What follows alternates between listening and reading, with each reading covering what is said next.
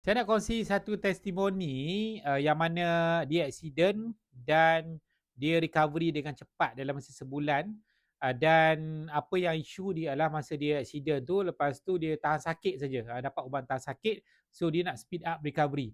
Jadi ini adalah cerita testimoni tentang Encik Faiz. Encik Faiz yang mana amalkan produk-produk untuk penyembuhan, orang kata cepatkan penyembuhan tulang patah, dan ada boleh tengok dalam video ni lah.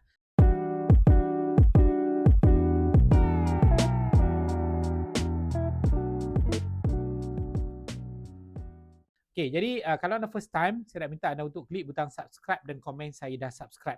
Okay, baik. Ada beberapa produk yang saya cadangkan yang memang saya dah buat banyak video dalam channel ni, anda boleh tengok. So ada 4 ke 5 produk yang saya cadangkan.